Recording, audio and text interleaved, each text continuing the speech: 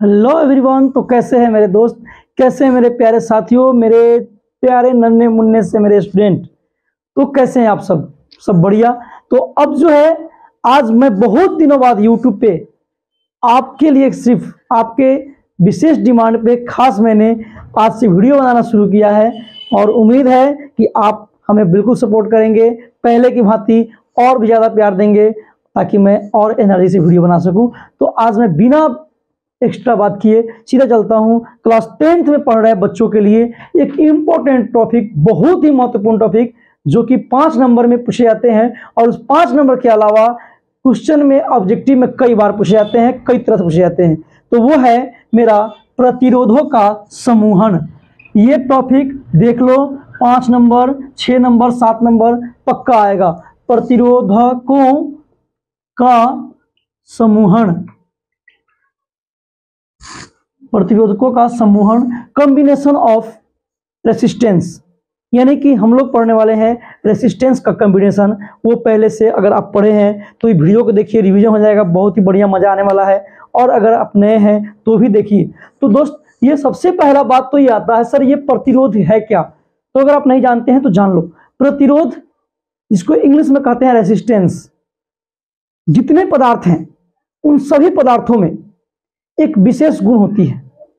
वह विशेष गुण क्या होता है, वह अपने से होकर बहने वाले करंट को, धारा का विरोध करता है। सभी पदार्थों में एक नेचर होती है, एक टेंडेंसी होती है, एक गुण होता है कि वह अपने से होकर बहने वाले धारा का अपोज करेगा, विरोध करेगा। उसी गुण को, उसी नेचर को, उसी प्रॉपर्टी को हम लोग नाम देते हैं रेसिस्टेंस, प्रतिरोध। क्या कहते हैं? प्रतिरोध। और जिस वस्तु में ऐसा गुण होता है, जिस वस्तु, सभी वस्तु जो ऐसा करता है उस सबको कहते हैं प्रतिरोधक। प्रतिरोध प्रतिरोधक में थोड़ा सा फर्क है, ध्यान से देख लो वीडियो को।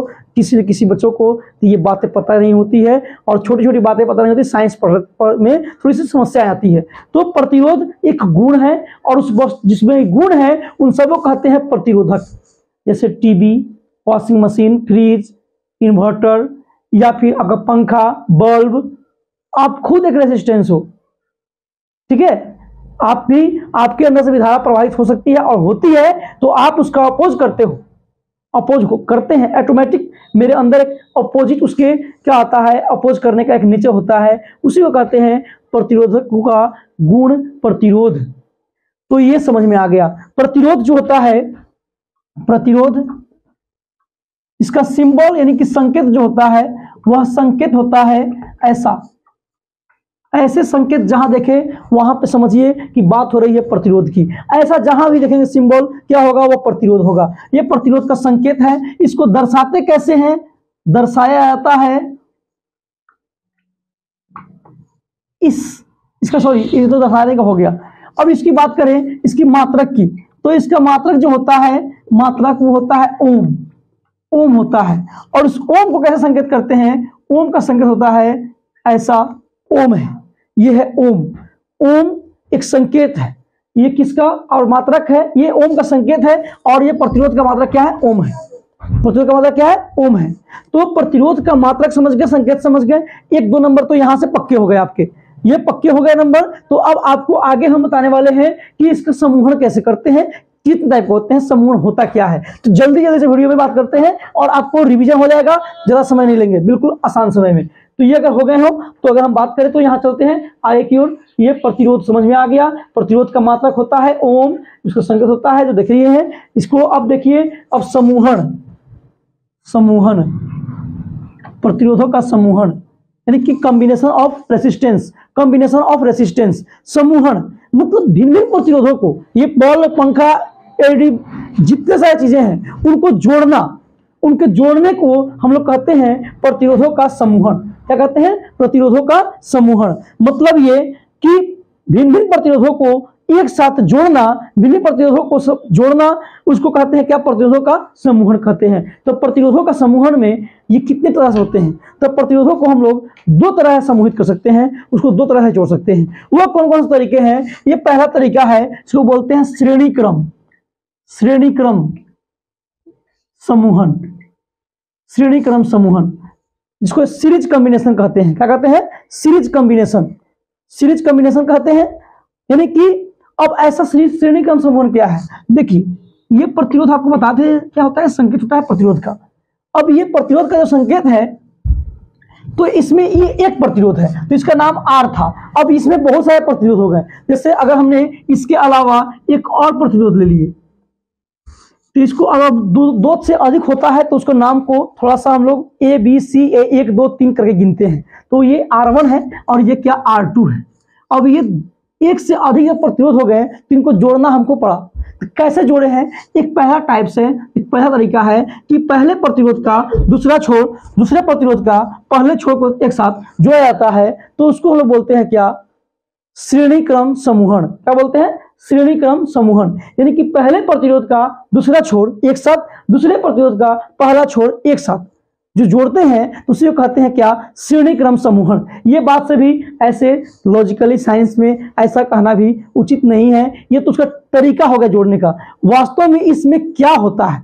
होता यह है कि सर ये प्रतिरोधों के जो है, इन सभी प्रतिरोधों से एक समान धारा प्रवाहित होती है। अगर यहां से ये I है, धारा प्रवाहित हो रही है R1 में I, तो इसमें भी होगी I धारा।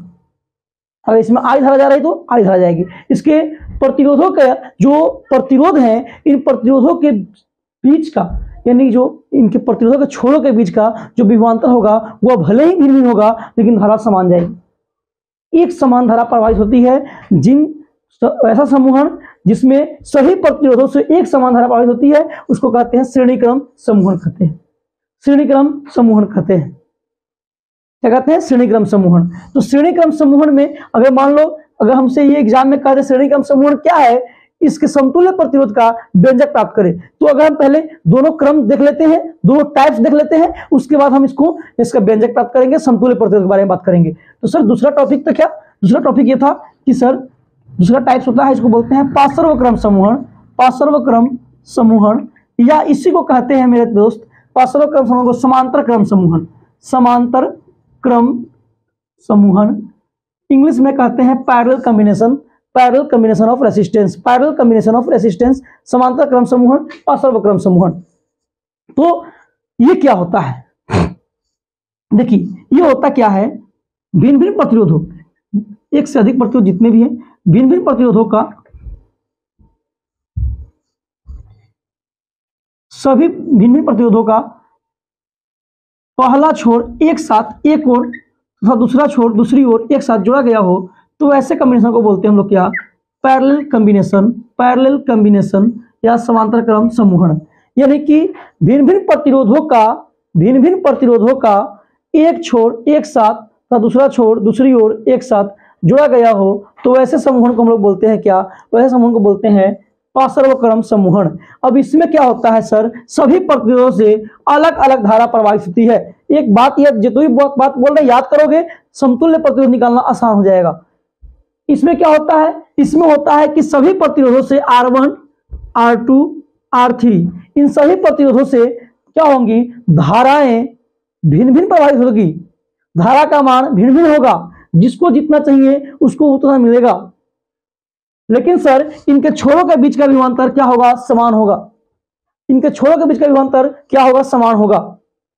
अब ये विभवांतर पता करने के लिए, धारा प्रवाहित हो रही है उसको पता करने के लिए एक यंत्र बना है। इन दोनों के लिए अलग अलग यंत्र बना है। इसी वीडियो से आपको एक नंबर और पक्का कर देते हैं। वो क्या है? एक है जिसको बोलते हैं हम लोग आमीटर। आमीटर, आमीटर ये कैसा यंत्र है जो कि प्रवाहित धारा का मान पता करता है।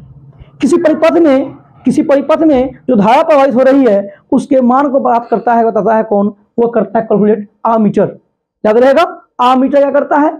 परिपथ से बहने वाले धारा का मान का पता कौन लगाता है? धारा का मान कौन बताता है? आमीटर बताता है। और दूसरा यंत्र है वह है वोल्टमीटर। क्या है? वोल्टमीटर। वोल्टमीटर में क्या करता है भाई? वोल्टमीटर जो होता है वो ये करता है कि उस परिपथ की विभवांतर बताता है। उस परिपथ में जो प्रतिरोध जोड़े गए हैं उन प्रतिरोधों के छोरों के बीच का विभवांतर को बताता है कौन? वो बताता है कौन? वोल्टमीटर।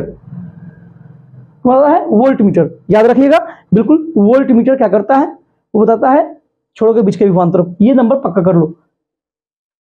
वीडियो देखोगे पूरा का पूरा याद हो जाएगा, पूरा का पूरा याद हो जाएगा। अब हम क्या बताना चाह रहे हैं सर, अगर तुम इसमें देखोगे कौन से क्रम में, पार्श्व क्रम में, तो क्या होगा, समान विभवांतर पर धारा भिन्न भिन्न होगी। अब इससे क्या होगा, अगर हम इस प्रतिरोध को हटा दें, ये प्रतिरोध 3 प्रतिरोध, मान लो हमने एक पंखा लिया, एक टीवी लिया और एक मैंने फ्रिज ले लिया, अगर हमने एक बल्ब भी ले लो, कोई बल्ब भी ले लो, अगर किसी एक प्रतिरोध को हटा दें तो परिपथ भंग नहीं होता है, लेकिन इस क्रम में जुड़े हुए किसी एक प्रतिरोध को हटा दे तो पूरे परिपथ भंग हो जाते हैं। अब तुमको इस वीडियो से क्या फायदा होने वाला है, समांतर क्रम समूहन और पार्श्व क्रम समूह में भी अंतर पूछेगा तो ही बता सकते हो। तो देख रहे हो इसमें क्या होती है, सभी से धारा समान बहती है, इसमें इसके छोरों के बीच का अंतर भिन्न होता है, और क्या होता है, इसमें छोरों के बीच का अंतर भिन्न लेकिन धारा समान होती है। किसी एक परिपथ से किसी एक प्रतिरोध को हटा देने से अन्य पूरे परिपथ क्या हो जाते हैं, भंग हो जाते हैं। इस बारे में क्या होता है, छोरों के बीच का विभवांतर क्या होता है, समान होता है, छोरों के बीच का विभवांतर क्या होता है, समान होता है, परंतु धाराएं भिन्न भिन्न बहती है। दूसरा बात, किसी एक प्रतिरोध को हटा देने से अन्य प्रतिरोध में कोई प्रभाव नहीं पड़ता है, प्रतिरोध में कोई प्रभाव नहीं पड़ता है। तो यानी कहने का मतलब यह है भाई कि ये अगर आपको अंतर कहे तो बता सकते हैं। इसमें श्रेणी क्रम में आमीटर को हमेशा श्रेणी क्रम में जोड़ेंगे। क्यों जोड़ेंगे श्रेणी क्रम में सर, क्योंकि सर हमको धारा चाहिए, तो अगर श्रेणी क्रम में जोड़ोगे तो सबसे धारा समान जाएगा, तो उस आमीटर से भी धारा समान जाएगा, इसलिए हमको पता चल जाएगा कि ये धारा कितनी है, कितनी मात्रा में धाराएं हैं, ये पता चल जाएगा। तो बताओ, श्रेणी क्रम में आमीटर को जोड़ा जाता है। अब वोल्ट मीटर को किस क्रम में जोड़ेंगे, वोल्ट मीटर क्या बताता है, वो बताता है विभवांतर। तो विभवांतर किस क्रम में समान होते हैं, वो होते हैं कहां पे, पार्श्व क्रम में। तो वोल्ट मीटर कहां जोड़ा जाएगा, पार्श्व क्रम में। वोल्ट मीटर कहां जोड़ा जाएगा, पार्श्व क्रम में मेरे दोस्त। तो ये बातें आपको समझ में आ चुकी है, बिल्कुल अच्छा समझ में आ गया है। तो आगे देखते हैं सर, वो क्या देखते हैं कि अब इसका समूहन कैसे करते हैं, समूहन के लिए व्यंजक क्या प्राप्त करते हैं। तो बात करेंगे व्यंजक प्राप्त करने के लिए, तो बात करेंगे सर समतुल्य प्रतिरोध का, समतुल्य प्रतिरोध का, समतुल्य प्रतिरोध।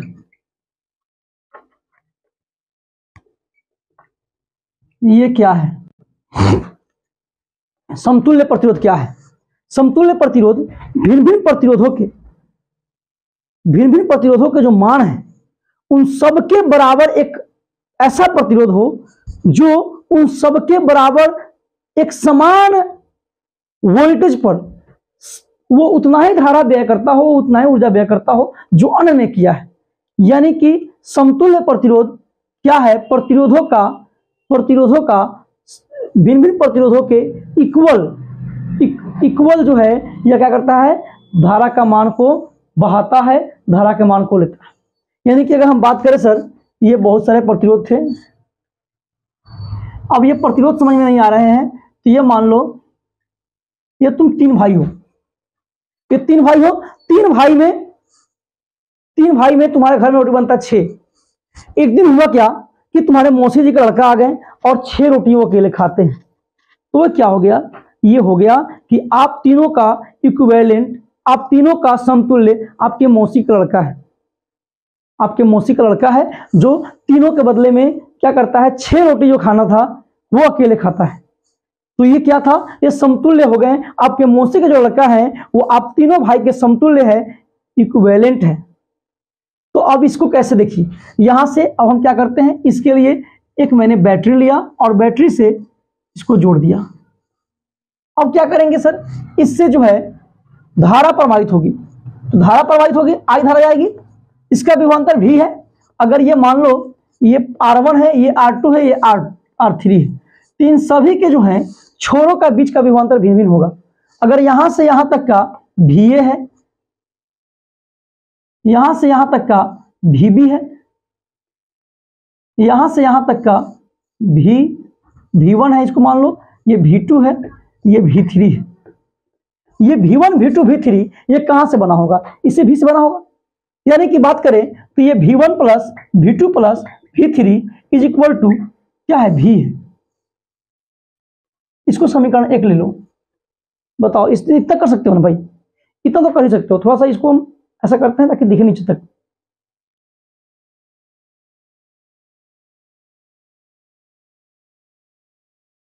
तो आपको दिख रहा है, ये क्या दिख रहा है, V1 V2 V3, ये किसके बराबर होगा, इस V के बराबर होगा। क्यों होगा सर, इसी से तो पूरा विभवांतर बढ़ा हुआ है। अगर यहाँ धारा जा रही है तो सर धारा सभी में समान जाएगी। अगर यहाँ से I है तो इसमें भी I धारा जाएगी, इसमें भी I धारा जाएगी, इसमें भी I धारा जाएगी। इतना समझ में आ रहा है ना भाई। तो अगर हमको धारा समान जा रही है तो एक बात हम कर सकते हैं, क्या आपको बताइए, आपने पढ़ा है ओम का नियम। ओम का नियम क्या कहता है, ओम का नियम कहता है भाई V बराबर I इंटू आर, V बराबर I इंटू आर, V बराबर I इंटू आर, यानी कि विभवांतर जो होता है वह धारा और रेसिस्टेंस का गुणनफल है। यानी इसको ऐसे कहा गया था, ऐसे नहीं कहा गया था, ओम के नियम में कहा गया था कि जो विभवांतर होते हैं वह प्रवाहित धारा के या प्रवाहित जो धारा होते हैं वह विभवांतर के समानुपाती होते हैं। फिर समानुपाती I, और उसके समानुपाती को हटाने के लिए एक हमने नियतांक लिया था, वो R लिया था। इसके बारे में हम लोग दूसरे वीडियो में बात करेंगे, उसको प्रूफ करेंगे, ओम का नियम, ओम्स लॉ प्रूफ करेंगे। आप वीडियो में बने रहिएगा, शेयर करते रहिए, एनर्जी मिलेगा, अच्छा वीडियो व्यू जाएगा तो और भी बेहतर वीडियो बनाने वाला हूं। 12 क्लास पूरा, 11th क्लास पूरा आपको इसी चैनल पर फ्री ऑफ कॉस्ट पढ़ा दूंगा, साइंस का बिना पैसा लगे सारे subject, math chemistry physics all to all. ध्यान दीजिएगा, बस सिर्फ बने रहिए, चैनल को बहुत ही आगे ले जाइए। ये क्या हो जाएगा, V बराबर I इंटू आर। तो हम क्या करते हैं सर, इस वाले V1 के लिए, यानी कि ओम के नियम से, ओम के नियम से V1 बराबर क्या हो जाएगा, I इंटू R1। यहां R क्या है, R1 है। समीकरण 1 लेते हैं, V2 क्या हो जाएगा, I R2। इसके लिए V2 बराबर I R, तो I R मतलब I तो I सब में है, ये R के यहाँ पर क्या है, R2 है। यहाँ V3 is equal to I R3। ये समीकरण 2 था, ये समीकरण 3 था, ये 4 है।